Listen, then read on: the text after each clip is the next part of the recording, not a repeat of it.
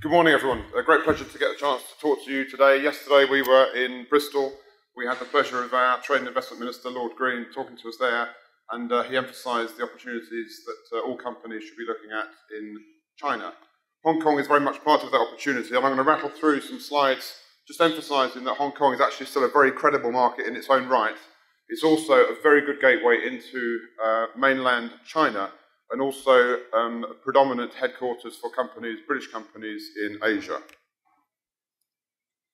UKTI strategy just issued a few weeks ago, and it has this reference there. We'll also target Hong Kong both as a market in its own right and as a springboard into mainland China market. So that's the clear direction we've got. That's where UKTI is heading, and I encourage you to do the same. Just a few headline numbers for Hong Kong, because a lot of people don't appreciate that actually it is a substantial market in its own right. It's UK's 12th largest trading market, 4.2 billion in goods last year, about 6.5 when you bring in services into the equation, up more than 20% on the previous year.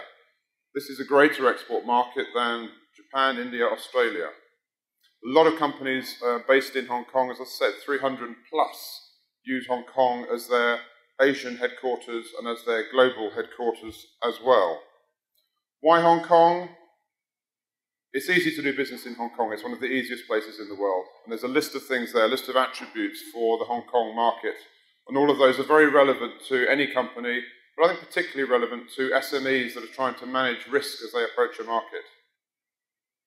The last one, particularly important to take note of, because alongside the rest on that list, the fact that there is such a legacy of very good cultural, historical, education relationship between Hong Kong and UK is something that means the door is open and you can exploit. Doesn't mean they'll give you business just as a result of that. That's still down to price and quality and your performance. But actually the door is open, just remember that in Hong Kong. Hong Kong economy, they've had four main pillars for a long time, and those are still there. But actually 2 or 3 years ago introduced 6 new pillars, and many of those are areas of great strength for UK companies, UK SMEs. So I think take a note of those 6 new pillars, and if your company is operating in an area there, then it means again that there is likely to be a partner in Hong Kong for you. UKTI in its strategy is now talking about high value opportunities. These are mega projects, $1 billion plus. There's a lot of those in Hong Kong. There's a list there. They cover a whole span of things, but they're mainly around infrastructure. They're mainly around connecting Hong Kong with itself, north and south of Hong Kong, connecting Hong Kong mainland with the mainland via bridge, rail, road infrastructure. So just go through these. I mean, to sort of emphasize how close Hong Kong is in terms of getting around. There's 10 projects there, total of 29 billion sterling, and the government, that's government, Hong Kong government money that's going into those projects over the next 5 years. So roughly 5 billion sterling a year on those 10 projects. And you can see there's a whole range of them. So there's rail connecting the mainland, so it'll be possible to get to Guangzhou in the mainland in about 40 minutes instead of the 2 hours now. Quicker connections up to Beijing and Shanghai, improving the air connections, and as I said, improving the connections within Hong Kong itself to make getting around more easy. There's just a few of these which we have really highlighted as absolutely key opportunities for UK companies, and across the whole span and lifespan of these projects, because some of it is to do with the front end, it's to do with the ideas and innovation, technology, project management behind the projects. But actually, as I go through these very quickly, you'll see there's many elements to these projects, and companies need to be focusing on them. So there's that bridge connecting Hong Kong and Macau and Zhuhai, 40-kilometre bridge.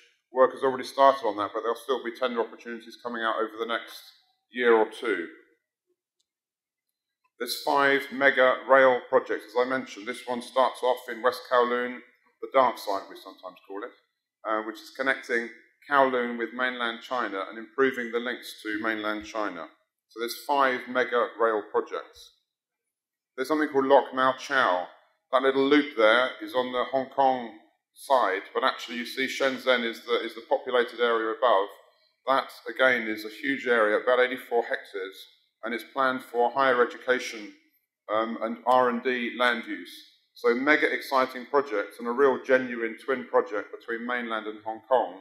Just make a note of the name and follow that project because it's going to be a very, very important one to demonstrate the relationship between Hong Kong and mainland China. Kai Tak development, those of you that have been to Hong Kong a few years ago, you would have flown into here before. This used to be the old airport. It's now been developed as a cruise terminal, and one of the main tenders for that has been released.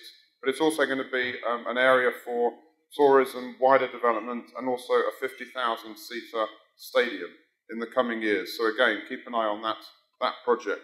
Fantastic opportunity. What a very nice stadium you've got here, I must say. West Kowloon Cultural District. This project is going to be developing something along the lines of the South Bank in London on a greenfield site in West Kowloon. Foster and Partners have won the main design for this project. Tenders will be announced in the autumn, so in the next couple of months. 2 billion of government money, 15 mega sites, including a mega museum, but it's across the whole range of creative, cultural, leisure, tourism, retail, you name it. This project will cover that as it develops over the next, initially, present time, but actually going forward over the next 10 to 20 years, this project will be expanding and developing. So West Kowloon. The criteria UKTI is looking at for its HVOs, or mega projects, is that they are high value. Will the project go ahead? Does it match UK capability? Is it accessible? Are there UK companies with a track record in market? Are there market barriers? Can HMG add value? In Hong Kong, it's absolutely ticks for all of those. So you don't have the market access barriers you have in other markets. It's a great opportunity for UK companies. The key sectors in Hong Kong very much match those in UKTI strategy and the UK strengths as well, so they're there, they're familiar to all of you. Just mention Macau very, very briefly. Biggest gaming there in the world, bigger than Las Vegas. So infrastructure there, development, there's tourism, there's education opportunities, there's culture. A lot of things happening in Macau. As I said, they're building a bridge there as well. Mentioned the springboard into mainland China. Much of PRD, Pearl River Delta, which Simon will go on to talk about in a minute, companies there are owned and run by Hong Kongers. So much of the wealth that goes into mainland China starts in Hong Kong, and you can find joint venture partners, you can find agents, you can find intelligence and resource in Hong Kong that will help enable you to do business in mainland China.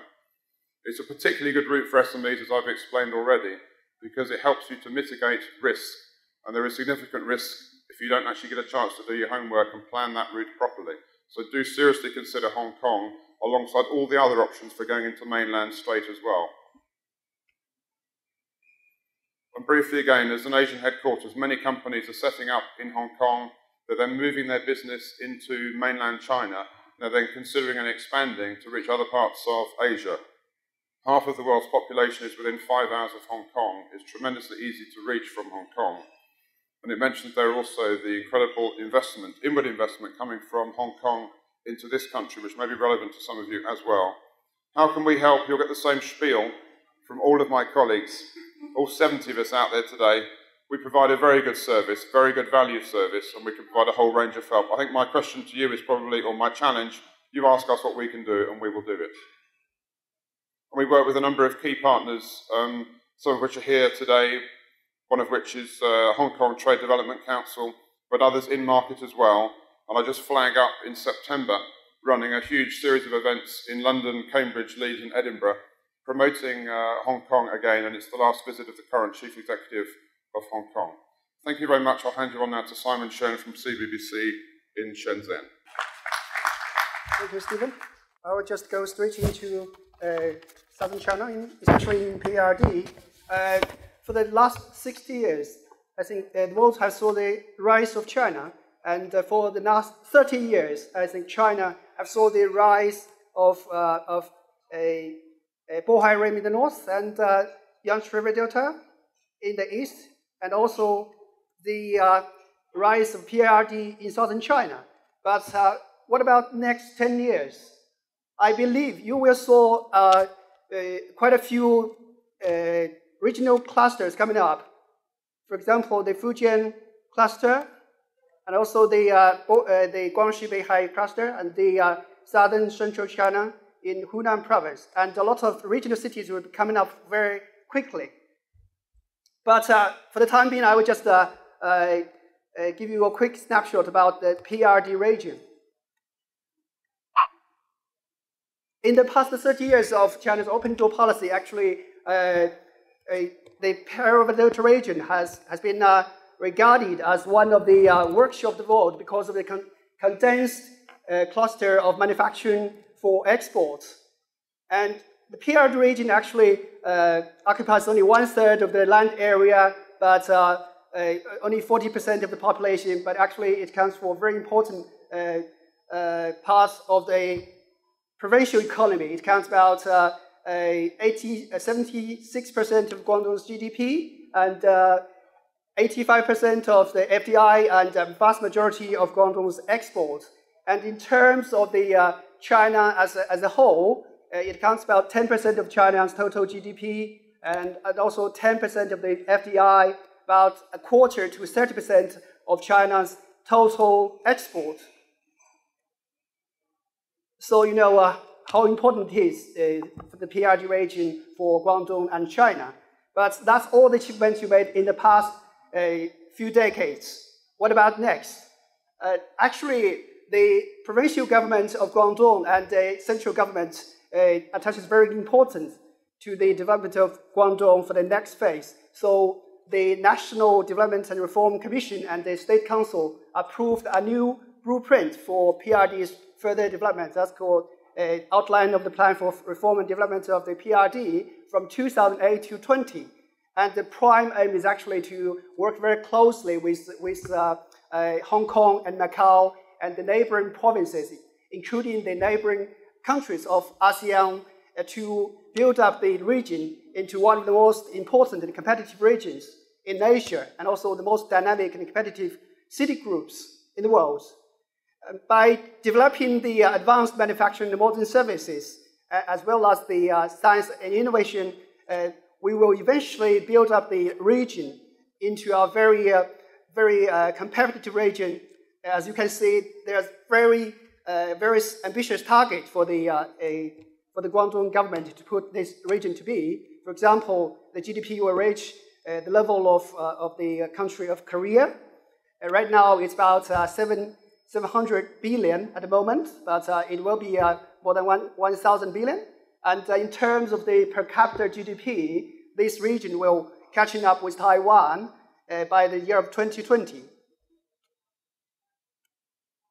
So this, of course, will bring opportunities for any businesses because actually the local government will be focused very much on the development of the economy, transferring from low labor-intensive, high energy consumption industry to a very high-tech, high services industry with the low carbon economy. These are the areas where the business opportunities will come up. And last, I'd like to give you a whole picture of how it will be for the Perovskite region. And as you will see, there will be 3 major city clusters coming up. In the east bank of the Perovskite will be Shenzhen as the center, together with Dongguan, Huizhou, and of course, Shenzhen will be working very closely with Hong Kong, as Stephen mentioned just now, in terms of the infrastructure or other areas. As you will see, actually, Shenzhen will be just 25 minutes from Guangzhou and 50 minutes to Hong Kong after the high-speed rail completed in 1-2 years. And also, in terms of the cities between Dongguan and Huizhou, it's just half an hour. So from these clusters to clusters, it's just 1 hour.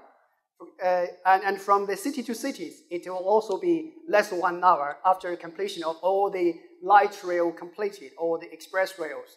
At the West Bank, you've got Zhuhai, which we have already had the high-speed rail completed last year from Guangzhou to Zhuhai. It's only 45 minutes. And also between Guangzhou and Foshan, the first intercity Subway have already competed before the Asian Games last year. So you will see the great investment among these regions, and also the good connectivities within the region and and outside the region. Actually, as you will see, Shenzhen will be just 2 hours by high-speed rail to Xiamen, and then maybe another 3 hours to Shanghai. And then Guangzhou is just 3 hours to the central China, to Hunan and Wuhan, and about 8 hours to Beijing by high-speed rail. And to the west, we've got the high-speed rail from Guangzhou to Guangxi province on the southwest, which is about 2 or 3 hours. So all these big changes will bring great opportunities for the companies from UK or other international companies. I have actually a lot more to tell about this region in detail, but